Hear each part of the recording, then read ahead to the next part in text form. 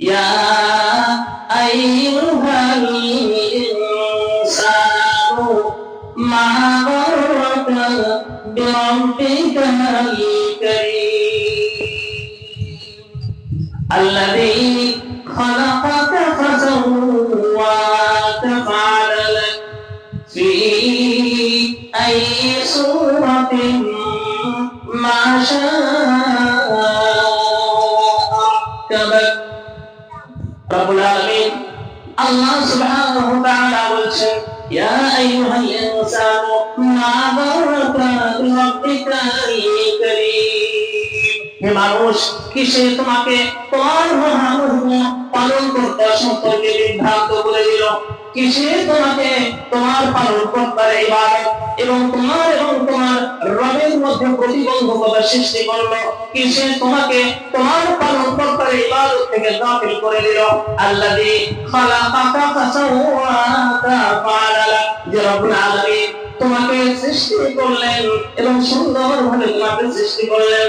তোমার অঙ্গ প্রত্যঙ্গ এত সুন্দর ভাবে তোমাকে দান করলেন, দুটো চোখ তোমাকে দেখার জন্য দিলেন, দুটো কান তোমাকে শোনার জন্য দিলেন, ধরার জন্য কত সুন্দর দুটো হাত দিলেন, চলার জন্য কত সুন্দর তোমাকে দুটো পা দান করলেন, এবং যে অঙ্গ যেখানে থাকার দরকার সেই অঙ্গ সেইখানে দান করলেন। ফি আইয়ি সূরাতিন মা শাআ রাক্কাবাক, যেরকম আকৃতিতে, যেরকম অবয়ব দিয়ে, যেরকম স্ট্রাকচার দিয়ে আল্লাহ রাব্বুল আলামিন চেয়েছেন সেই রকম সুন্দর স্ট্রাকচার দিয়ে তোমাকে সৃষ্টি করলেন। ফি আইয়ি সূরাতিন মা শাআ রাক্কাবাক। একবার আমরা চিন্তা করে দেখি, কত সুন্দর ভাবে আকৃতি দিয়ে, সুন্দর অবয়ব দিয়ে আল্লাহ রাব্বুল আলামিন আমাদেরকে সৃষ্টি করেছেন। আমাদের যদি চোখ দুটো পিছনের দিকে হতো আমাদের অসুবিধা হতো না? বলেন, একবার চিৎকার করে বলেন।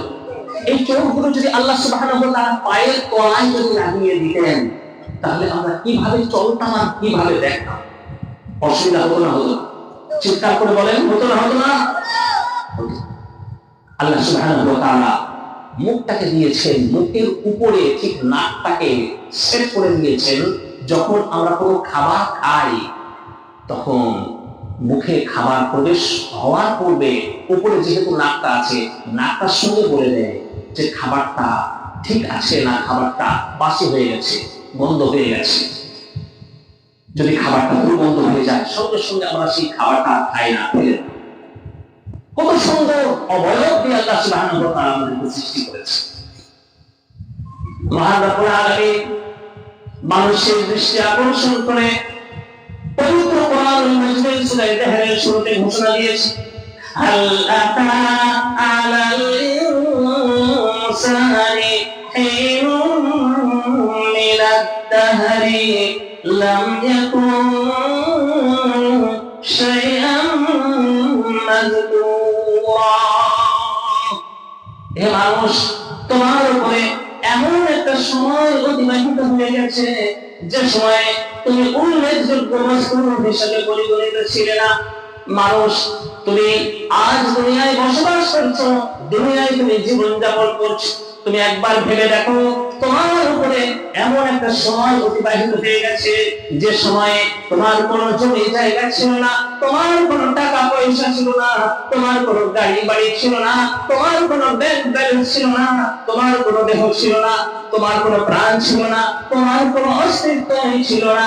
হাল আতা আলাল ইনসানি হিনুম মিনাদ দাহরি লাম ইয়াকুন শাইআন মাযকুরা। একটা সময় অতিবাহিত হয়ে গেছে যে সময়ে আমাদের কোনো অস্তিত্ব ছিল। আচ্ছা, আপনাদেরকে একটা প্রশ্ন করি, আপনারা উত্তরটা দেবেন। আজকে এই কাশমুল মল্লিক পাড়ায় জলসা প্রাঙ্গণে আমরা বসে আছি। আমরা যারাই এখানে বসে রয়েছি, বিফোর 100 ইয়ার্স আমরা কেউ এই দুনিয়ার বুকে ছিলাম নাকি? একটু অ্যান্সারটা দেবেন। বিফোর 100 ইয়ার্স, 100 বছর পূর্বে আমরা কেউ কি দুনিয়াতে ছিলাম? কেউ ছিলাম। কেউ ছিলাম না। আমার একটা উত্তর দেবেন, আমরা যে বসে আছি এখানে, আফটার 100 ইয়ার্স, 100 বছর পরে আমরা কেউ থাকবো নাকি? থাকবো না, থাকবো না, কেউই আমরা থাকবো না। কিন্তু দুনিয়াটা থাকবে না, থাকবে না। তখন আফটার 100 ইয়ার্স মানুষ থাকবে না, থাকবে না, থাকবে। মানুষ থাকবে, দুনিয়া থাকবে, এই বাতাস প্রবাহিত হবে, নদ নদী সবই প্রবাহিত হবে, গাছ গাছালি সবই থাকবে, পাহাড় পর্বত সবই থাকবে, মানুষও থাকবে, আমরা কিন্তু থাকবো না, ঠিক না?